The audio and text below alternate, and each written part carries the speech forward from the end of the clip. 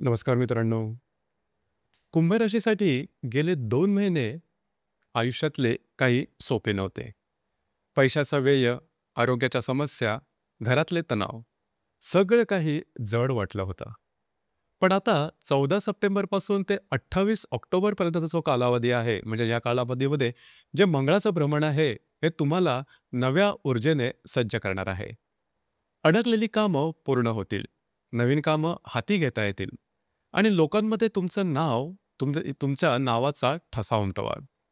याचप्रमाणे कलह मात्र थोडेसे जाणवतील. पण आर्थिक लाभ, करिअरमधली उंची आणि रिलेशनशिपमधली गोडी तुम्हाला पुढील काही दिवसांमध्ये नक्कीच अनुभवायला मिळेल. या बदलांचा तुमच्या आयुष्यावर नेमका परिणाम काय होणार आहे, हे जाणून घेण्यासाठी हा व्हिडिओ शेवटपर्यंत पहा. साधारणतः तुमची जी राशी आहे ही 7.5मध्ये चाललेली आहे. त्याचा अनुभव तुम्ही गेल्या 2.5 ते 3 वर्षामध्ये चांगलाच घेतलेला असेल. आता मात्र गुरु हा तुमच्यासाठी शुभफलदायी झालेला आहे, जवळजवळ मे महिन्यापासून. तुम्ही ऐकतही असा, परंतु त्याचा प्रत्यक्ष परिणाम मात्र मिळालेला नव्हता.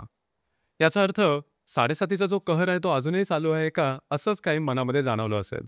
परंतु काळजी करू नका, मंगळामुळे या गोष्टी तुम्हाला अनुभवायला मिळत नव्हत्या. अर्थातच आत्ता जो मंगळ आहे, हा मंगळ तुमच्या भाग्यस्थानामध्ये भ्रमण करतोय. ती अतिशय चांगली गोष्ट आहे. आणि सगळ्यात महत्त्वाची गोष्ट म्हणजे पंचमातला जो गुरु आहे, हा मंगळावरती संपूर्णपणे दृष्टी ठेवून आहे. तर एकंदरीतच हा जो संपूर्ण कालावधी आहे 14 सप्टेंबर ते जवळजवळ 28 ऑक्टोबरपर्यंतचा, हा तुमच्यासाठी अतिशय शुभफलदायी असणार आहे. सगळ्यात महत्त्वाची गोष्ट म्हणजे जो तुम्ही गमावलेला कॉन्फिडन्स होता, हा तुमच्यामध्ये परत येणार आहे. तुमची जी रास आहे ही शिस्तप्रिय आहे आणि लॉजिकल थिंकिंग करणारी आहे आणि तुमचा जो बौद्धिक आहे तो सुद्धा अतिशय चांगला आहे. याचा अर्थ असाच की जी काही तुम्ही कामं करता ती नीट विचार करून करता, सखोलपणे विचार करून करता. परंतु गेल्या काही महिन्यामध्ये म्हणा किंवा वर्षामध्ये ह्याच गोष्टीमध्ये थोडासा तुम्ही त्रास अनुभवलेला होता. स्वतःचा कॉन्फिडन्स थोडा गमावलेला, तर समोरची लोकं सुद्धा वेगळे वागत होते.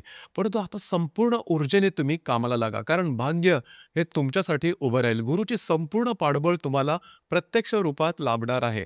त्यामुळे तुम्ही जे काही विचार केलेले प्लॅन असतील ते प्रत्यक्षपणे इम्प्लिमेंट करा. दुसरी महत्त्वाची गोष्ट म्हणजे जर का तुम्ही सामाजिक व्यक्ती असाल किंवा पॉलिटिक्समध्ये असाल, तरीसुद्धा हा जो कालावधी हा कालावधी तुमच्यासाठी अतिशय उत्तम राहील. तुम्ही हाती घेतलेली कामं मार्गी लागतील. तुम्ही बऱ्याच प्रमाणात ॲक्टिव्ह असणार आहात. ही गोष्ट अतिशय महत्त्वाची आहे. तसं तर पाहिलं तर तुमची जी रास आहे थोडीशी आखीव-रेखीव आहे. ठराविक चौकटीमध्ये काम करणारी आहे. परंतु आता मात्र तुम्ही बिनधास्तपणे कामाला लागू शकाल. लाथ मारेन तिकडे पाणी करेन.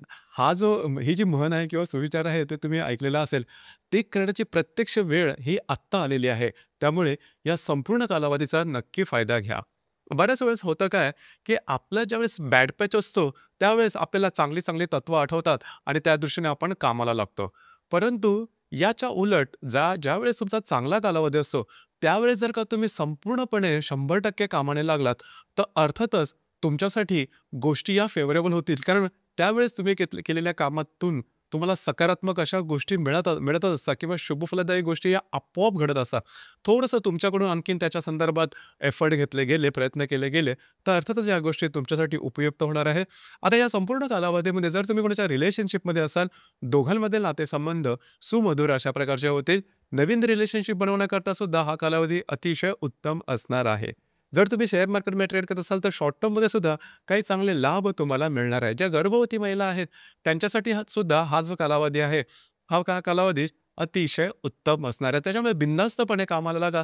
जे काही तुमचं कार्यक्षेत्र असेल, ज्या काही तुमच्या इच्छा आकांक्षा असतील, जे काही तुमचे प्लान्स असतील, ते प्रत्यक्ष अनुरूप होतील किंवा प्रत्यक्ष उतरवण्याचा प्रयत्न करा त्या गोष्टी. आणि होईल काय, की समोरच्या व्यक्ती किंवा आजूबाजूची परिस्थिती ही तुमच्यासाठी उपयुक्त अशीच होणार आहे. त्याच्यामुळे अजिबात काळजी करू नका. जरी 7.5 असले तरी काही फारसं मोठा त्रास तुम्हाला होणार नाही. एका दृष्टीने सांगायचं झालं तर गेल्या साधारण 3-4 वर्षाच्या कालावधीचं जर का तुम्ही तुलना केलीत, तर एक नवीनच पर्व हे तुमच्यासाठी सुरू होणार आहे. आता या ठिकाणी काही गोष्टींच्या संदर्भात थोडी काळजी घेणं सुद्धा गरजेचं राहील.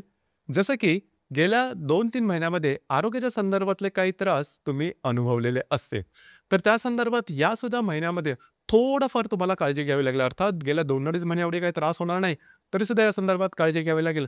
आणि सगळ्यात महत्त्वाचं म्हणजे गेल्या 2-2.5 महिन्यामध्ये तुम्ही थोडंसं रिस्क घेऊन कामं केलेली असली किंवा तसा विचार तरी मनात आलेला असेल, की काय रिस्क घेऊ आणि कामं करू, तर तसं मात्र करू नका. तुम्ही अडकू शकाल, कायद्याच्या कचाट्यात येऊ शकाल. तर या संदर्भात थोडीशी काळजी घेणं थोडं गरजेचं राहील, महत्त्वपूर्ण राहील. इझी मनीच्या मागे लागू नका. आणखीन एक सगळ्यात महत्त्वाची गोष्ट, की जी या कालावधीमध्ये तुम्हाला लक्षात घ्यायची आहे, ते म्हणजे घरातलं वातावरण. घरातलं जे वातावरण आहे ते थोडंसं गढूळ होईल. घरातल्या व्यक्तींशी छोट्या-मोठ्या प्रमाणात वादविवादाचे प्रसंग निर्माण होऊ शकतील, मतभेद, मतवैचित्र. आता ही गोष्ट तुम्हाला काही नवीन नाही, कारण तुमची जी रास आहे, ही अतिशय स्ट्रिक्ट आहे, ठराविक चाकोरीतून वाढणारी आहे.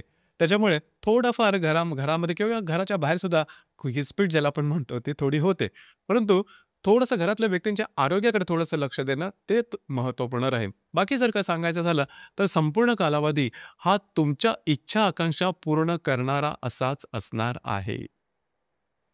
तर मित्रांनो, हे तो कुंभ राशीकरता मंगळाचा भाग्यस्थानातलं भ्रमण हे नेमकं कशा प्रकारचं असेल या संदर्भातली चर्चा आपले अभिप्राय खाली कमेंट बॉक्समध्ये नक्की कमेंट करा.